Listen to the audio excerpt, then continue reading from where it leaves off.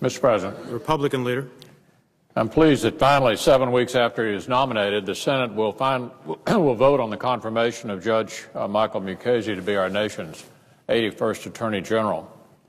Judge Mukasey's nomination is the culmination of a process in which the President was extremely solicitous of the views of the majority. In fact, it's hard to imagine how he could have been more bipartisan with respect to this nominee. Just an opportunity to recap, our Democratic friends did not want the former Attorney General to continue in office. He resigned. Our friends on the other side of the aisle wanted to be consulted on whom the next Attorney General should be. Well, the administration consulted extensively with them. Our Democratic colleagues said that if the President were to nominate a conservative like Mike Mukasey, he would get through the Senate very quickly. Well, the President did not nominate someone like Mike Mukasey. He nominated Mike Mukasey himself. And the President received widespread acclaim for choosing a consensus nominee. So, Mr. President, it is apparent that the President of the United States acted in a very bipartisan fashion. Did our Democratic friends reciprocate? Let's review the record. First, they held up the nomination for weeks before even scheduling a hearing, a failure to act which the Washington Post termed irresponsible. Then, despite the fact that Judge Mukasey testified for 2 days and answered over 250 questions, our Democratic colleagues asked him an additional 500 written questions. By contrast, Attorney General Reno did not receive any written questions until after she was confirmed. Then it took our Democratic colleagues over 2 weeks to schedule a markup. Again, by contrast, the Judiciary Committee marked up Attorney General Reno's nomination on the very same day it finished her hearings. By the time the Mukasey nomination was marked up, this consensus nominee had somehow become controversial. How did this happen? The answer is that Judge Mukasey fell victim to the politicization of the confirmation process, just like another recent nominee who suddenly became controversial. Both Leslie Southwick and Michael Mukasey were nominated because they were consensus candidates. Judge Southwick previously had been unanimously approved by the Democrats on the Judiciary Committee. And Judge Mukasey had been repeatedly recommended by a Democratic member of that committee, not just for a 15-month stint as Attorney General, but even for a lifetime position on the Supreme Court. Judge Southwick was suddenly deemed controversial because of 2 opinions out of 7,000. He didn't write either one of them.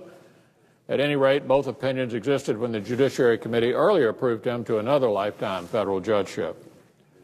Judge Mukasey suddenly became controversial because of 1 question out of 750 oral and written questions he was asked.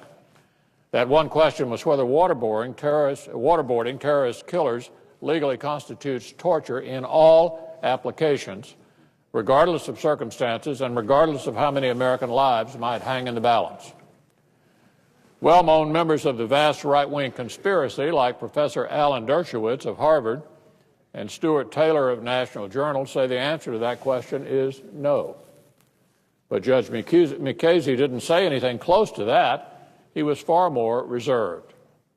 Rather, Judge Mukasey promised to bring his trademark thoughtfulness to bear in answering this question and swore that he would rather resign than countenance any illegality. In doing so, Judge Mukasey answered the question the way his chief recommender, our friend, the senior senator from New York, said it ought to be answered, namely, carefully. Carefully. Specifically, in 2004, Senator Schumer implored us to be reasonable and not get into high dudgeon about the issue of torture. He noted that there are probably very few people in this room or in America who would say that torture should never, ever be used, particularly if it's thousands of lives are at stake.